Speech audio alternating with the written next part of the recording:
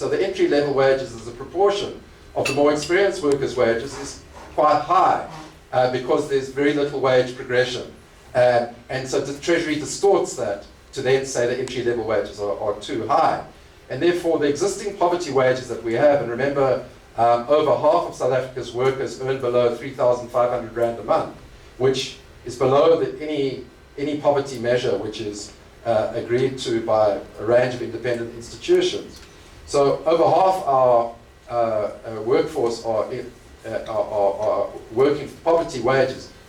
Treasury is saying those aren't low enough. We need to go lower. And the way we're going to do that is to introduce a social compact with the unions, in which they'll agree that first-time workers, young workers, will accept lower wages than the existing entry-level wages. And that, I don't know how many of you remember the SWOP agreement, the Clothing and Textile Agreement, which agreed that first-time workers would earn 70 to 80% of existing workers to try to meet the employer's arguments that high entry-level wages was creating a problem. That agreement has fallen apart and has been a disaster for reasons I can explain later.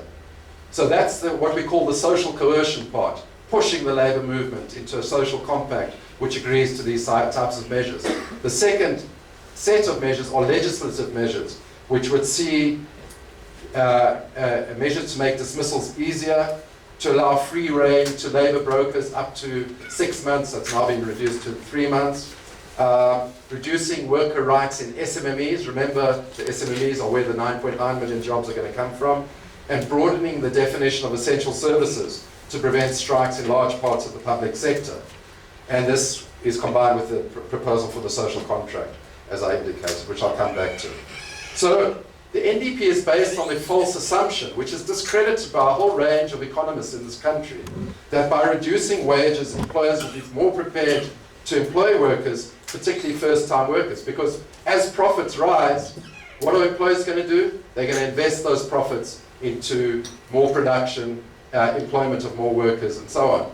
But what does the last 20 years show? It shows the opposite, that as profits rise, there's a greater piling up of cash, there's a greater reduction of low-skilled workers, and a creation actually of jobs for more highly skilled workers. So since the 1990s, jobs for low-skilled workers have shrunk by nearly 1 million, despite the wage moderation and the fall in real wages over certain periods.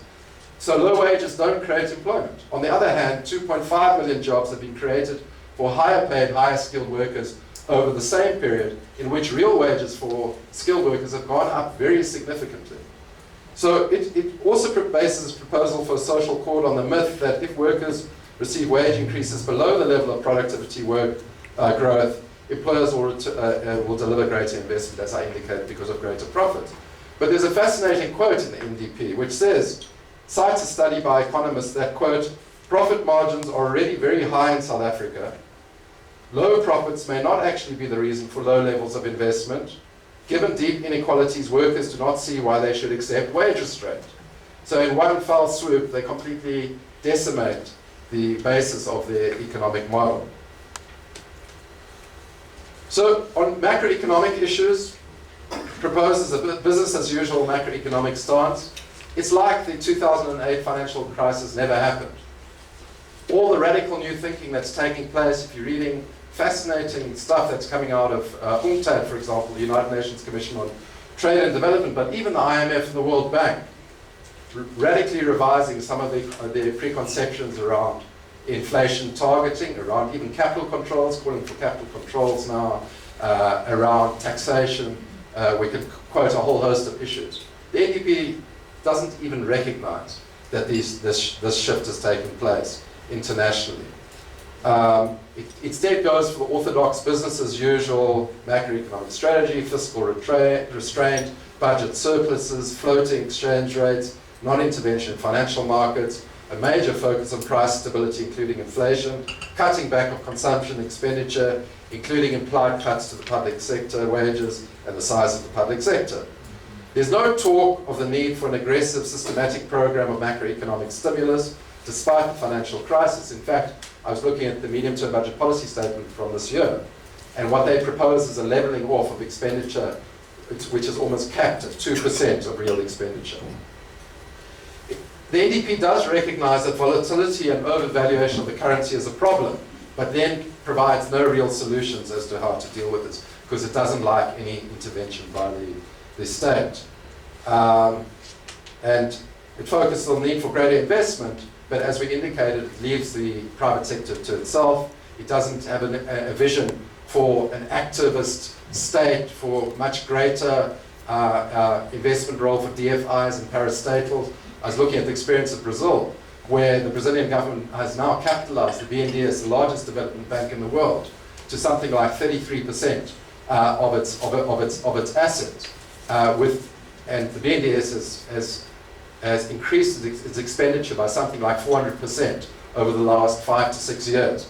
We have no vision like that in the NDP. Nothing about directing the key areas of investment, such as workers' retirement funds, into a reconstruction bond, action against speculative financial investment, incentives for real economy investment. These are all absent.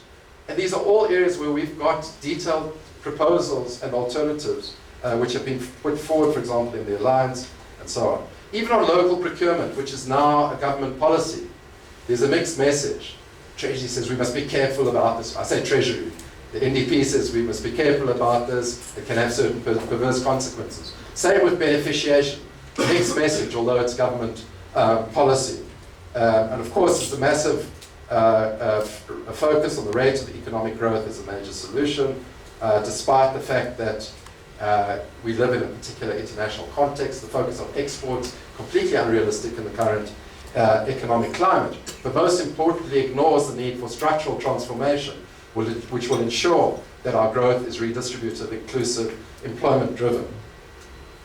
And then just on its poverty and unemployment projections, you can read in the document that we distributed to yourselves. But in essence, what we're saying is that the poverty measure used by the NDP is completely problematic, 480 Rand per person per month. The study on agriculture, which was done, if you remember, when the strikes took place last year, government commissioned a study, and what they found was that farm workers could not afford to buy sufficient food just on 2,000 Rand a month, because 2,000 Rand was the figure that was being floated. Remember, the final minimum wage that was agreed was around 2,000 Rand a month. But government study found that 2,000 would be barely sufficient for a family to buy food. Now, if you multiply 400 by 5, that's 2,000. And who are the families with the least number of breadwinners? It's the low income earners. Those are the families that are hit hardest by unemployment and therefore have the highest dependency ratio, depend on the wage being earned. So that notion of eliminating poverty by 2030 based on that figure is completely unrealistic and misleading. Similarly with the 6% target for unemployment, because that's based on the narrow definition of unemployment, the 24-25%, as opposed to the 36-37% expanded definition. So the number of jobs that are created, the 11 million, will only bring unemployment down by a much smaller percentage than what they claim. And finally, on issues of inequality, the NDP's ambitious goal is to reduce inequality from 6.9 or 0.69 in terms of the Gini coefficient, which is an easier way of talking about it, 69%. 100% is the highest level of inequality possible. 0% is the lowest level of inequality possible. We have the highest level of inequality in the world at the moment at 69%. By 2030, they want to reduce it to 60%. I looked at a study of the OECD countries. Based on the current position, if we reduced it to 60%, we'd still be the most unequal major country in the world by 2030. This is our ambition in our long-term 2030 plan. And it doesn't really address the high levels of concentration of wealth and poverty, which will still be in place by 2030. The social compact, just very briefly, because I know that Adam Abid, when he addressed you, dealt with this, is a non-starter, because it is based on this model of wage repression. What does wage repression mean? It means driving the wage structure down. Wage moderation means retaining the existing very unequal wage structure. There's no ways the labour movement will enter into any type of agreement which not only entrenches the current disparities and inequalities, but actually deepens them. And the NDP itself, it's quite a funny conclusion to the NDP, because it then lists a whole lot of reasons why the social compact will never work. So they've sort of caught themselves out on their own logic. Just very briefly on the Alliance Summit, and I'll conclude now, is that, you know, and I'll leave this up so people can read it for themselves. The Alliance Summit reached a very interesting agreement which essentially acknowledged the legitimacy of COSATU's critique of the NDP and agreed on specific issues that the NDP needed to be realigned to. I'll leave that up. So in conclusion, the plan is based on dubious assumptions, problematic strategies, which leave the unequal structure of our economy and economic marginalization majority intact, with some tinkering around the edges.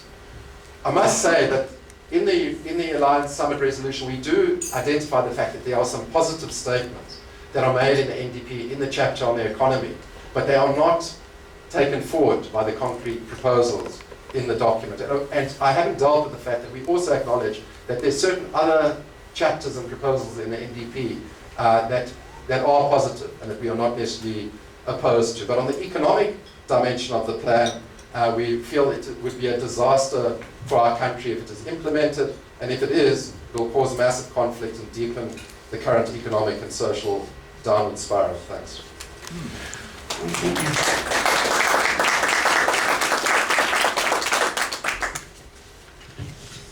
Thanks, Neil, for sharing the videos of all of the breakfasts, and it's a fantastic resource, and it's a link which can be emailed on to other people. And also as well, now that SWOP has entered the 21st century, reluctantly, we have a Facebook page as well. Somebody explained to me what a Facebook page is, and apparently what you do, you go and find it and you like it, which is this, and comment to our contribution.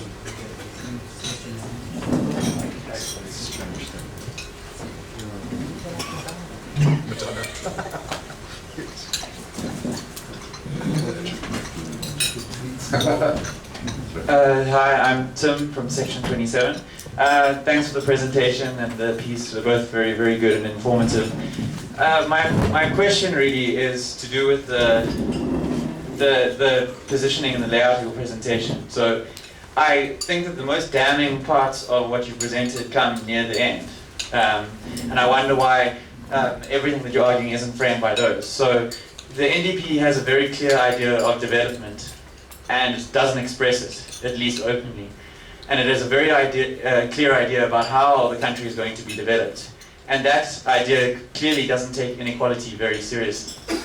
Now, to me, that alone is enough to make it bankrupt, not only in light of the fact that our constitution requires transformation, but also because of the fact that we already see that inequality is causing massive political instability and various other social ills that we know about. So the question is really, should all critiques of the NDP start from the position that says that already they haven't, firstly they should declare the ideological idea of development that they're presenting, and secondly that one is totally at odds with the project that we're trying to pursue in South Africa. Thank you, and very much shall go to the back.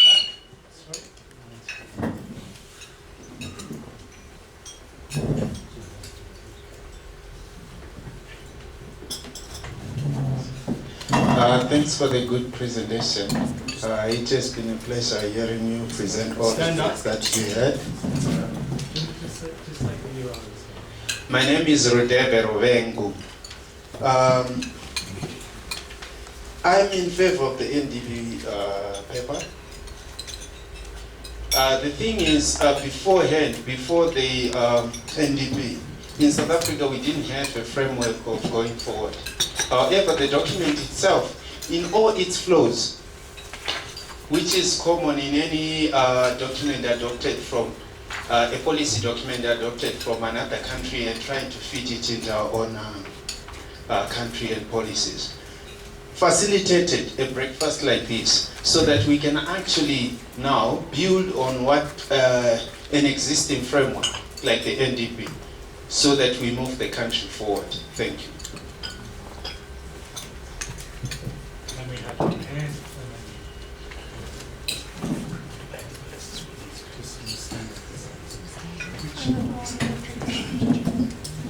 Kelly Forrest from SWOP. I just wanted to ask you, Neil, some people in this series have argued formally that rather than looking at a decent work focus, you should look at a decent life focus, and that the NDP allows you to do this, that there's sections, as you have acknowledged, in the NDP that are quite strong on decent life, health, education, so on aspects. So is there the possibility of dumping, the clearly inadequate economic chapters and the labour chapters, and rather focusing on that? Or is COSATU just calling for the complete, dumping of the whole plan? Thank you, and we'll just take one more from here and then the other ones have been answered. Morning, my name is Gcina Mahlachan. I'm from Cooperative Governance and Traditional Affairs and also anyhow shop steward. What I need to check here, based on the presentation that has been done by Comrade Nate, if I can quote him, Comrade, is there any possibility of bringing the proposals of the NDP to these sessions? Because at some stage it becomes too much difficult when you talk of someone in absentia and that particular person is unable to defend or put a clear position on these important discussions.